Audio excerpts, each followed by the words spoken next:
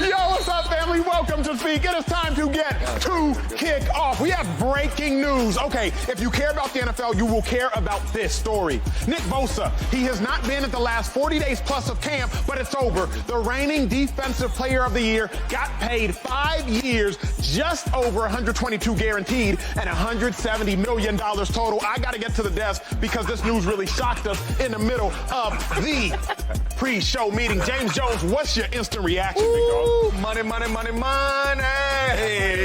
Money.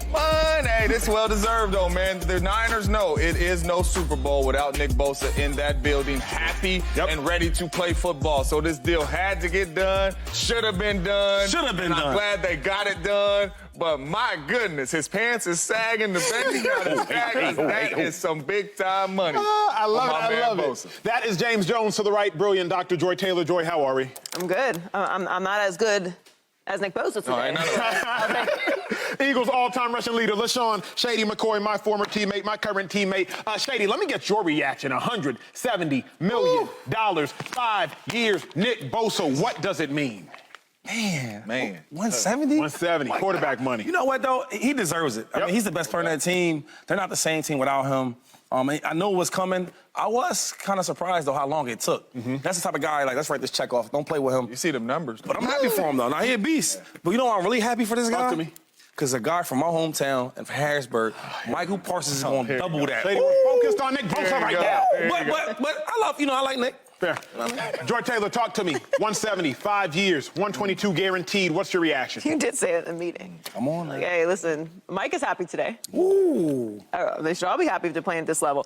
I'm not surprised. These are the type of players that you have to get in the building. He's one of, if not the best player on the team, Defensive Player of the Year, 34 sacks since 2021. He leads the NFL. We know what kind of impact he has on this team. And look, this is a part of the formula that the 49ers win with. They are dominant with high-level talent, and then they worry about the quarterback later. So it's essential that he gets quarterback money and that he gets in the building. I'm not surprised that the deal got done.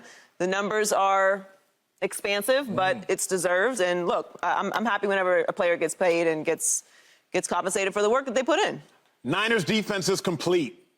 It's complete. Oh, here we you go. know what's fascinating? Here I know. James, you will learn on this show, I love the Niners like my own. Okay. Like truly like my own. Adopted them. Straight up and down. I ain't even gonna lie to you. We have heard the Jets say, yo, we want to have an 85 Bears defense. We want to have Legion of Boom defense. We've heard the Cowboys say, yo, we want to have the best defense in football. You want to know who we haven't heard say that?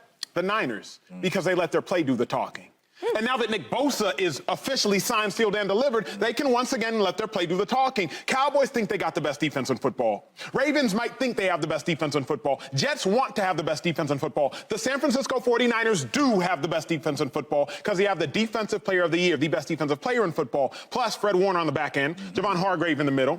You got Hufanga at safety. On the outside, you got Ward, 6'1", doing his thing, holding it down. You could not start the season without Bosa in my mind, and now they have it. The missing puzzle piece is put in place.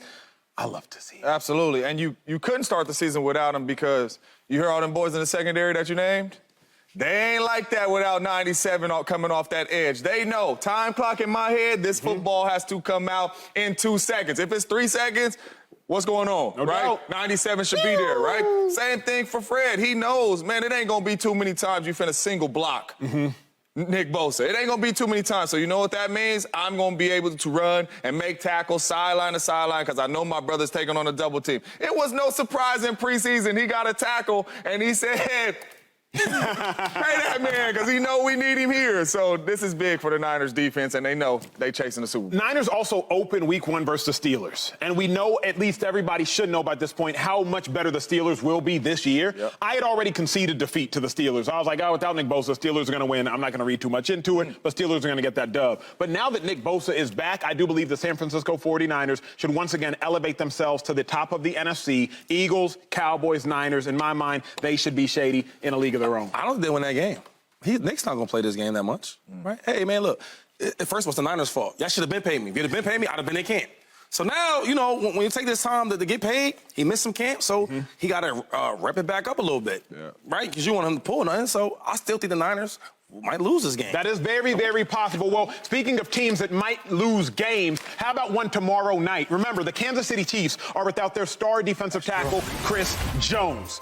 The contract has still not been settled, but also the man on your screen, Travis Kelce, he hyperextended his knee yesterday. Now, his ACL is intact, but we do not know if Travis Kelce, Killer Trav, will play. Chris Jones, he's likely out. Travis Kelce, still uncertain. I am perplexed as to what is going on. Joy, I will come to you first because there's a lot going on in Kansas City, and we have to tell you about it because this is urgent, urgent, urgent information.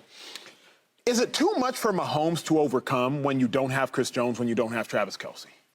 For this week, no, I don't think so, because he's still got Andy Reid. Yep. And he's still the best quarterback in the league. And while we constantly talk about how they don't have any talent, somehow that no-talent team managed to win the Super Bowl over a team that we think is extremely talented in the Philadelphia Eagles. So long-term, yeah, this is a problem. You got to get Chris Jones in the building, and you want Travis Kelce back healthy. We know just the sheer volume of attention and completions and attempts that go his way. He's a quarter of their offense. So you want to have him there long-term. You want Chris Jones in the building long-term. But for this week, I also can't help but feel like we keep talking about what a bad situation that they're in. Yeah. You know how Patrick is. You know he's sitting there paying attention to every single little jab. Keep receipts. Mm-hmm. And he's just counting them up, Andy too. and also, you know, aside from that, like chip on the shoulder, motivation, all that stuff, that can only go so far. You still have to have the bodies on the field to get it done.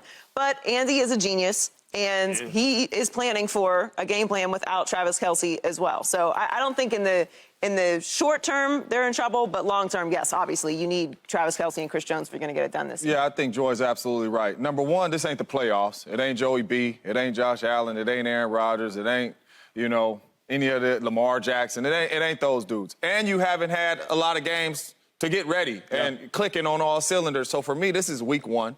Right? We do expect the Lions to be better, but not better than the Kansas City Chiefs, right? And one thing I know about playing with great quarterbacks, you always think you're going to win because you always think they're going to make the right play. Mm-hmm. So I think that's what's going to happen. I think this game will be extremely close. When it comes down to the end of the game, Patrick Mahomes will make a play with whoever's out there at the wide receiver spot and get his team the W. But this is week one. The Lions are going to be figuring out what they're trying to do on offense, you know, going up against Andy Reid and Patty Mahomes, who know exactly what they're doing on the offensive side of the ball. So I'm rocking with Patty on this one.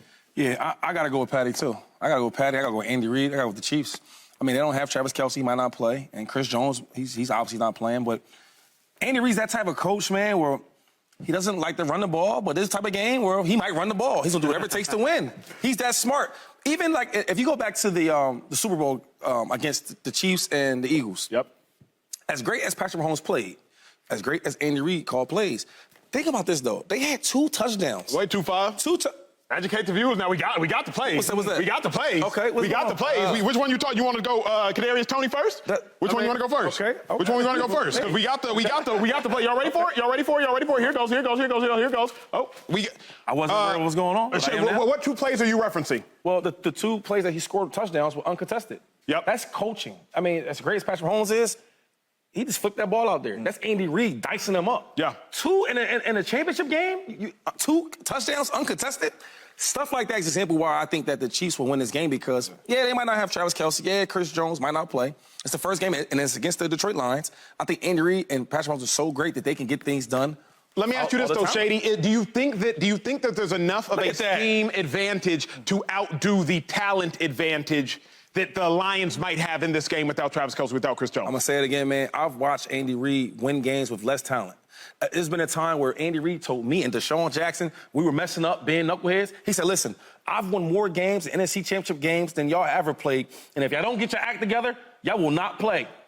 And let me know that basically he don't need us to win games. Ooh, you're not wrong. And that's how good he is, though. You're not wrong. If we go back to what's the quarterbacks from not McNabb, but Cobb? Cobb. I played with Cobb. We won games with Cobb. Let's say that. What's T.O.'s quarterback? He played with T.O. in San Francisco and he came to the Eagles. What's his name? Jeff Garcia. South State, baby. He went there? Yes, sir. Anyway, he was solid, but I watched him beat good defenses with Jeff Garcia as the quarterback. Yeah. We had Todd Pinkston. I don't want to, Talk bad about guys, but like he didn't have a whole bunch of great players like Travis Kelce. He was still winning games. So I go back to things like that. Like, man, they still got a chance, and they still have Patrick Mahomes. So if I had to put any money on it, no question they'll be baby. prepared for whatever version they're going to go out there with tomorrow. So that part doesn't worry me. And look, like I think we all think the Lions are ascending, and we think that they're going to have a nice year. I do. But it is week 1, so there are some adjustments that they're going to have to make as well, like you said. I can't keep piling on the Chiefs. It makes me feel uncomfortable, no matter how much they're going out there with or not. I just have too much faith in what Andy Reid and that man can do. But to be honest with you, to piggyback off Shady, that's film study, right? That's watching the Eagles all year long, right? Because when you're getting prepared for a Super Bowl game, you're watching every game from the season, right? So you're seeing what they're doing, right? Week 5, oh, that's how they play man-to-man. Week 10, oh, they switched it up a little bit. That's how they play man-to-man. Oh, that's how they play man-to-man in the playoffs, right? So you're able to game plan for that, and that showed up in the Super Bowl, them game planning that, knowing that they're trying to pass this stuff off. So you know what? We finna counter motion. They pass it off, boom, this is what the result's gonna be. You don't know what Detroit finna bring week 1. You know what I mean? And Travis Kelce ain't there. And you have no clue if they play in cover 3. You have no clue if they play man-to-man on third. You don't really know how they approaching this game. So for me, it's going to come down to them halftime adjustments of them trying to get locked in, and it's going to be tough without Travis. But nobody makes better adjustments than Andy Reid. But one thing is, I'm with you. So you had a whole season to watch last year, right? It's a new year, same coordinator. And one thing I learned about coordinators on offense and defense, when it gets hot, right, I'm going to go to what I know. Same as a player. It's a jam, right? I get a catch in the flat as a defender, and we need to have it. I'm going to give him the same moves I'm comfortable with. Same thing with coordinators. I need a pressure. I'm going to give him the same blitz that I'm comfortable with. It's the same thing. So I guess my point is, all that tape he's going to watch from all last year, because that's what Andy Reid does. He'll sit in that office, he's going to get him a burger, and he's going to watch all that whole tape from last year, from week 1 all the way to the last game of the season, and they're going to be prepared for the Lions. But then again, though, who's out there coach playing? Little League football, right? Each year, we get a couple new players. Ooh, we could do this now. Right? So certain stuff you may have did last year, it's like, you know what I mean? That was my favorite coverage last year because that's what I had. This year with my additions, now I could do this. Let me ask, Joy, are you more concerned about the Chiefs' offense or the Chiefs' defense? Defense, obviously, without Chris Jones. Offense, obviously, potentially without Travis Kelce. But you're going up against the easy answer is obviously the Chiefs' defense. But the Chiefs' offense is going to have to score points. Lions, I remind you, All-America last year, put up over 40 twice, put up over 30, I believe, 4 times, not counting the over 40 games. If you count the over 40 games, put up over 30, I believe, 6 times. So who are you more concerned about, defense, offense for the Chiefs? Well, I think you just made a very good case. I should be more concerned about the Chiefs' defense. Patrick Mahomes and Andy Reid are focusing on the offensive side of the ball. Chris Jones is the one that's not there, and the Lions' strength, at least last year, was their offense and the ability to score points. So I'm way more concerned about the Chiefs' defense than I am what Patrick Mahomes and Andy Reid can do without Travis Kelce. Subscribe here to get the latest from Speak, and go watch a few segments from our other shows on FS1.